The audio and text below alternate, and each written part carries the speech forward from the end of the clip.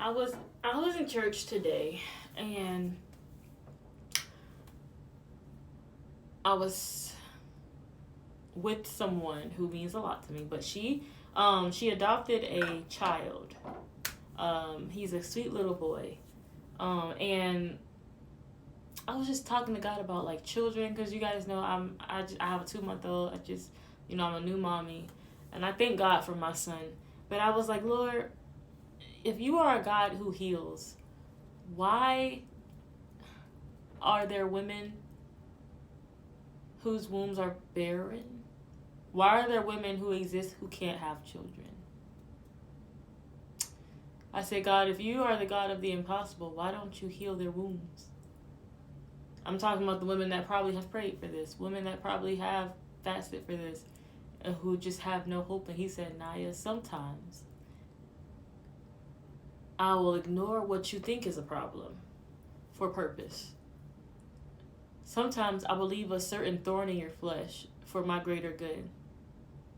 No one else would have adopted that child but this woman.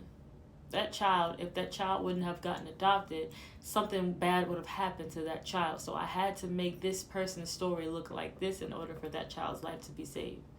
You ask me, why is there, why are there children in foster homes? Why is there poverty? Why are there homeless kids? Why are there starving children? But you're confused as to why I allow certain women to get to the point where they have to adopt those children. Who else is going to adopt those kids? Who else is going to take those kids in? If you already have a family, why would you adopt more? Unless that's unless that's your story, but not everybody's story will be that. Some people want their own families, and once you have your own family, what do you need another family for? Now you ask me, and so many of my children, you guys ask me, what am I doing about these problems?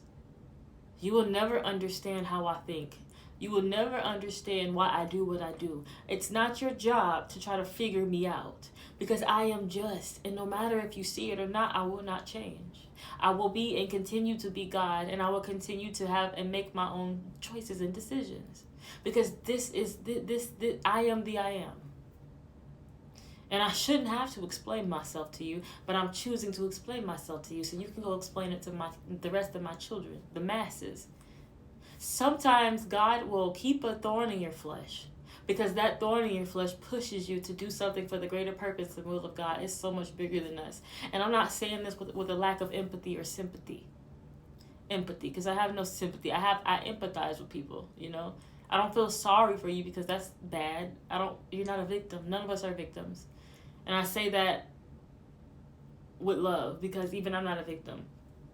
I've been through things. I've been suicidal. I was in a mental hospital. I lost my father. My father is gone, I grew up not getting along with my mom, getting in fights and arguments. I did a lot, and I had a interesting life in my 23 years of living. But God is just. And we can't pray and expect those prayers to be answered, but only in the way we want to answer them. Because if you know best, then why are you not God? If we know best, then why are we not our own gods? Why do we go to Him? Because we don't. And it's bittersweet as a human, but if you look at things on the grander scheme, if you look at things on the spectrum of spiritual, you look at it from the perspective of love, you can see the loving aspect of it. God can do anything. He never said He will do anything. And I thought that was good. So, I don't know. I pray this bless you to whoever this comes across. But